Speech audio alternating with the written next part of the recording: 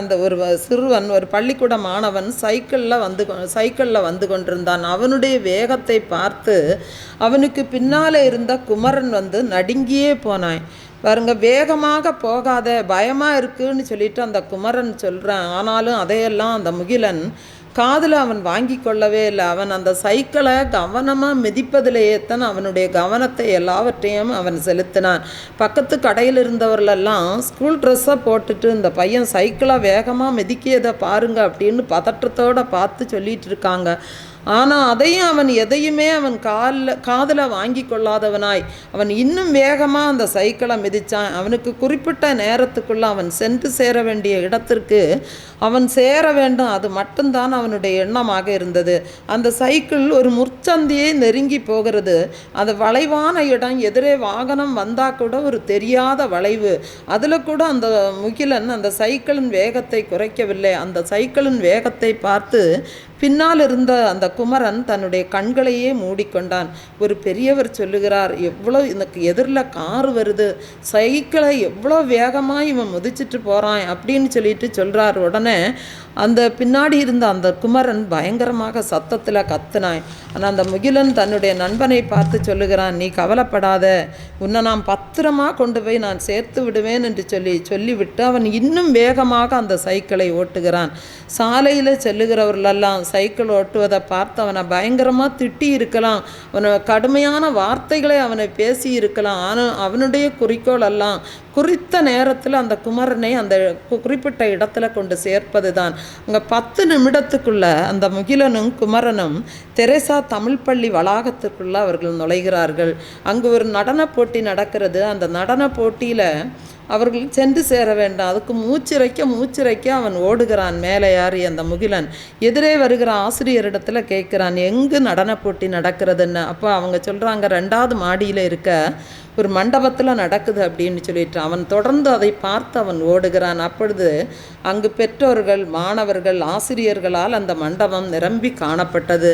அங்குமிங்கும் தேடியவன் அந்த குமரனோடு நடன பயிற்சியில் நடனத்தில் விளையாடக்கூடியவர்கள் ஒரு மூலையில் ரொம்ப சோகமாக உட்கார்ந்துட்டு இருக்காங்க. இவன் திரும்பி அவன் அந்த குமரனை கையை பிடித்து கொண்டு இழுத்து கொண்டு அவன் ஓடுகிறான்.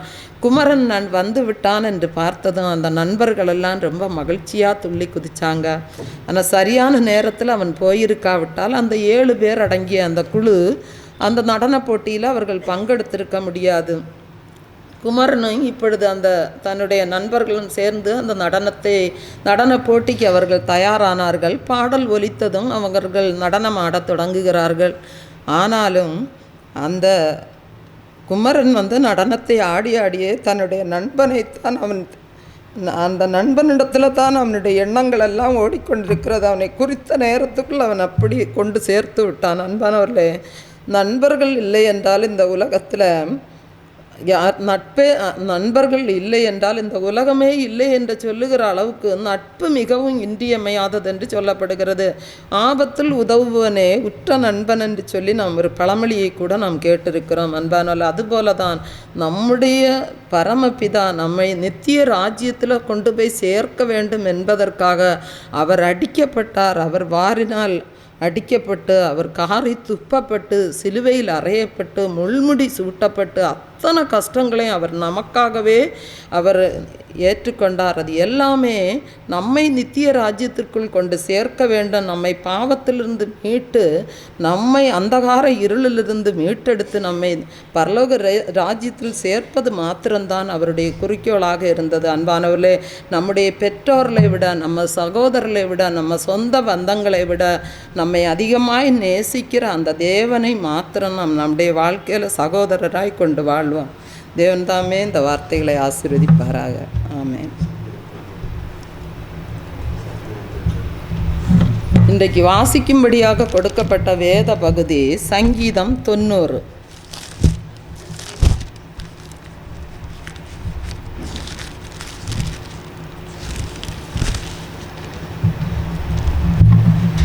ஆண்டவரே, தேவரீர் தலைமுறை தலைமுறையாக எங்களுக்கு அடைக்கலமானவர். பர்வதங்கள் தோன்றுமென்னும் நீர் பூமியையும் உலகத்தையும் உருவாக்குமென்னும் நீரே அனாதியாய் என்றென்றைக்கும் தேவனாய் இருக்கிறீர். நீர் மனுஷனை நீர்த்துளியாக்கி மனுபுத்திரரை திரும்புங்கள் என்கிறீர். உமது பார்வைக்கு 1000 வருஷம் நேற்று கழிந்த நாள் போலவும் ராச்சாமம் போலவும் இருக்கிறது.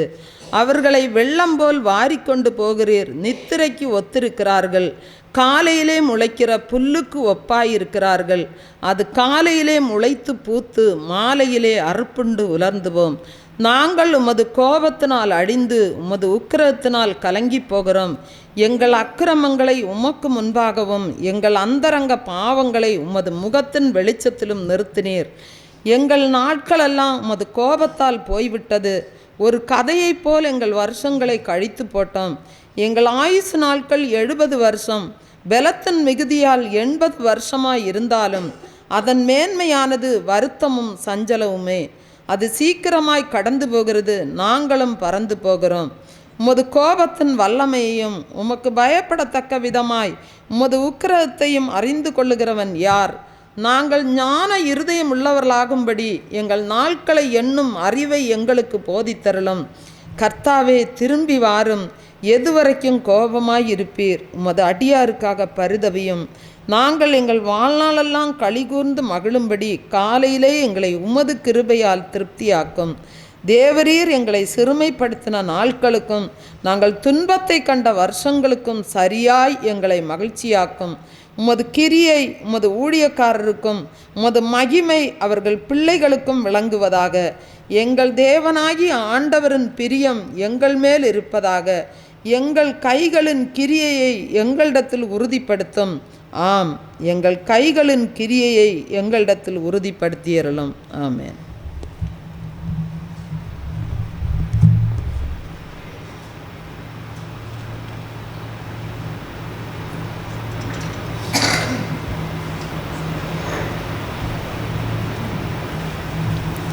இயேசுவுக்கே புகழ், இயேசுவுக்கே நன்றி. பிதாவே உமக்கு மகிமை. நான் டிசம்பர் மாதம் இங்கே ப்ரேயருக்கு போனேன். போய் 13ஆம் தேதி ஒரு ஃபங்க்ஷன் நடந்துச்சு, வளகாப்பு. அங்கே போய் வெள்ளிக்கிழமை கொஞ்சோண்டு சாப்பிட்டது தான். டிசம்பர் போயிடுச்சு, ஜனவரி போயிடுச்சு, பிப்ரவரி மாதம் இங்கே வந்தேன் இந்த ப்ரேயருக்கு. அப்போ டிசம்பர் மாதம் நடக்கல, பிரதர்கிட்ட சொன்னேன். அப்போ சொன்னாங்க, பிரதர் சொன்னாங்க ஒரு வார்த்தை, சிஸ்டர் 90 நாள் முடிஞ்சால் தான் உங்களுக்கு அது சரியாகும், அது வரைக்கும் கொஞ்சம் கஷ்டப்படுங்க, நான் ஜெபம் பண்ணுறேன்னாங்க. ஆனால் அந்த டிசம்பர் 13ஆம் தேதி சாப்பிட்டது தான். டிசம்பர், ஜனவரி, பிப்ரவரி இங்கே ப்ரேயருக்கு வந்தேன். சிஸ்டர் 2 தோசை சுட்டு கொடுத்தாங்க. என்னால் சாப்பிடவே முடியலை, வேலை செய்ய முடியல. 3 மாதமாக படுத்திருக்கேன். எங்கள் பையன், ஆனால் ஆள் இப்படி தான் இருக்கேன். எங்கள் பையன் சொல்கிறான், நீ எருமை மாதிரி இருக்கிற, ஒதிய மரம் மாதிரி இருக்க, உனக்கு என்ன முடியலைங்கிறான். ஒரு புடவை துவைச்சி என்னால் காயப்பட முடியல, ஒரு குடம் தண்ணி தூக்க முடியலை, ஒரு இடத்துல போய் ஊசி போட முடியலை, அப்படியே படுத்திருக்கேன். படுத்திருப்பேன். ஒரு குடம் எப்படியாச்சும் மல்லு கட்டி தூக்கிட்டு போயிடணுமா, தண்ணி யார் கொடுப்பா தூக்கி நம்மளுக்கு, தண்ணி தூக்கிட்டு போயிடுவேன். ஒரு வீட்டில் கோடி பணக்காரவங்க, நாங்கள் எல்லாம் ஒரு 28-30 வருஷமாக ஒரே இடத்துல ஒரே கை கோத்து ஜெபம் பண்ணுவோம். அப்படி இருந்தவங்கள்ட்ட போய் கொஞ்சம் நாள் கொஞ்சம் காப்பி கொடுத்தாங்க. அந்த ஆசையில் நாள் போயிட்டேன். அவங்க சொல்கிறாங்க, மூஞ்சில் அடிக்கிறது மாதிரி, காப்பி இல்லை, ஒன்றும் இல்லை, பால் இல்லைன்ட்டாங்க. ஆண்டவரே நன்றின்ட்டு படுத்திருக்கேன். தண்ணி குடிக்க முடியாது, மாத்திரை இல்லை, மாத்திரை சாப்பிட்றதுக்கு பிரதர்கிட்ட மட்டும் அழுது ஜெபம் பண்ண சொல்லுவேன், அவ்வளோதான். பிப்ரவரி மாதம் ப்ரேயருக்கு வந்தேன். இப்போ இங்கே ப்ரேயருக்கு இப்போ சிஸ்டர் 2 தோசை சுட்டாங்க, சாப்பிட முடியலை. இங்கேருந்து போனவ தான், ஒன்றும் செய்ய முடியலை, வேலையும் இல்லை, உடம்பும் இப்படி தான் இருக்குது. என்ன செய்ய முடியும், வாழ்க்கையில் அது மாதிரி இருந்ததில்லை.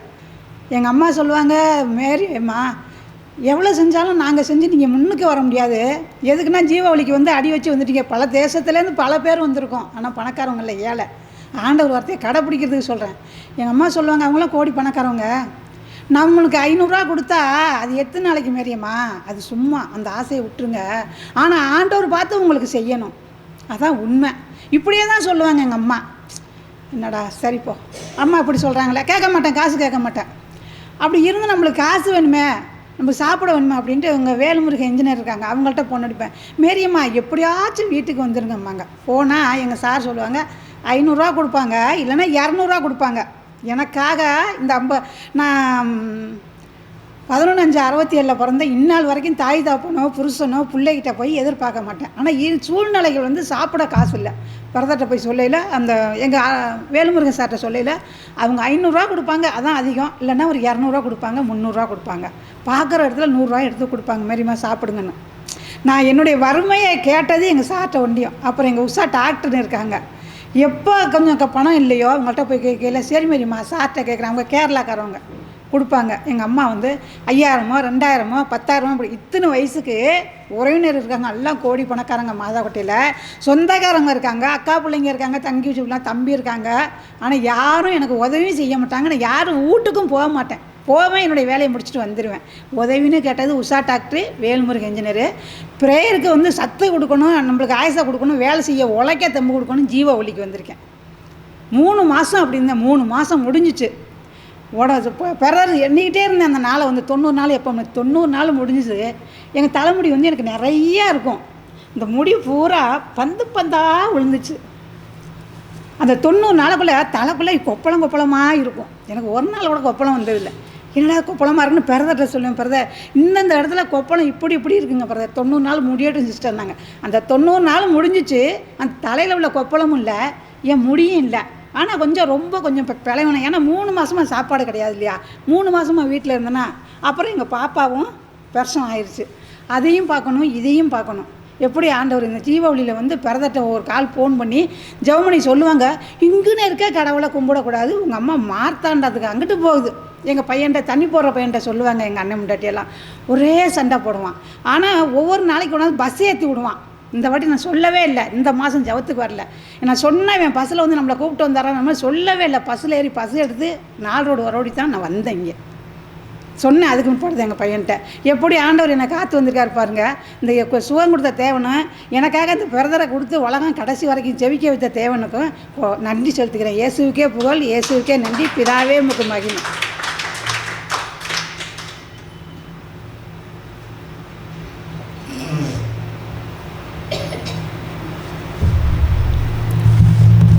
Praise the Lord.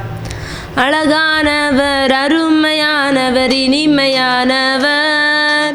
அழகானவர், அருமையானவர், இனிமையானவர். மகிமையானவர், மீட்பரானவர். மகிமையானவர், மீட்பரானவர்.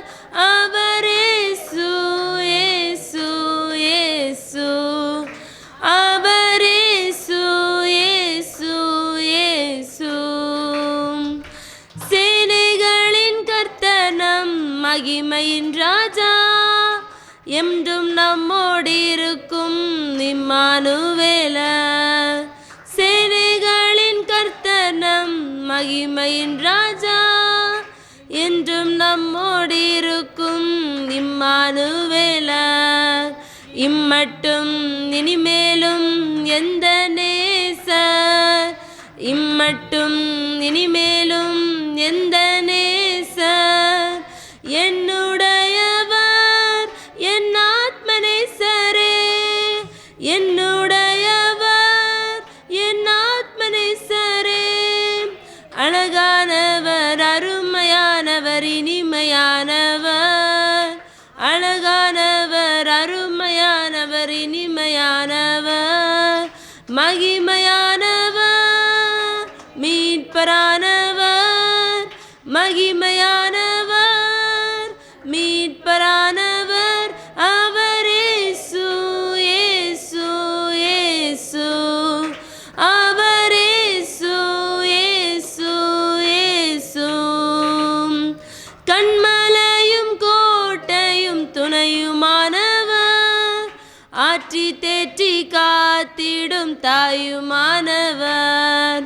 கண்மலையும் கோட்டையும் துணையுமானவர், ஆற்றி தேற்றி காத்திடும் தாயுமானவர். என்றென்றும் நடத்திடும் எந்தன் ராஜா, என்றென்றும் நடத்திடும் எந்தன் ராஜா. என்னுடையவர் என் அன்பு இரட்சகர், என்னுடையவர் என் அன்பு இரட்சகர். அழகானவர், அருமையானவர், இனிமையானவர். அழகானவர், அருமையானவர், இனிமையானவர். மகிமையானவர், மீட்பரானவர். மகிமையானவர், மீட்பரானவர். அவர் இயேசு, இயேசு, இயேசு. அவர் இயேசு, இயேசு, இயேசு.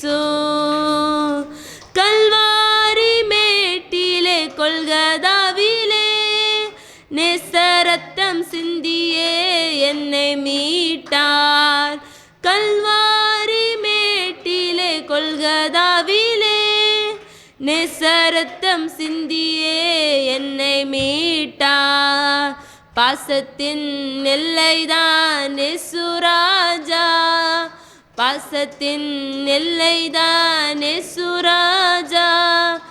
என்னுடையவர் என் அன்பு கர்த்தரே, என்னுடையவர் என் அன்பு கர்த்தரே. அழகானவர், அருமையானவர், இனிமையானவர். அழகானவர், அருமையானவர், இனிமையானவர். மகிமையானவர், மீட்பரானவர். மகிமையானவர், மீட்பரானவர். அவர் இயேசு, இயேசு, இயேசு. அவர் இயேசு, இயேசு, இயேசு.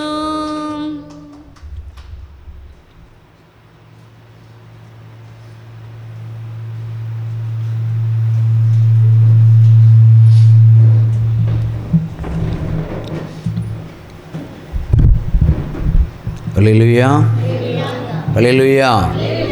வானத்தையும் பூமியை உண்டாக்கின சர்வ வல்லமையுள்ள தேவாதி தேவனே, ராஜாதி ராஜனே, கிருபையுள்ள தேவனே, மகிமையான தேவனே, வல்லமையுள்ள தகப்பனே, அதிசயமான எங்கள் இயேசுவே, உமக்கு ஸ்தோத்திரம் செலுத்துகிறோம். கைத்தாளம்.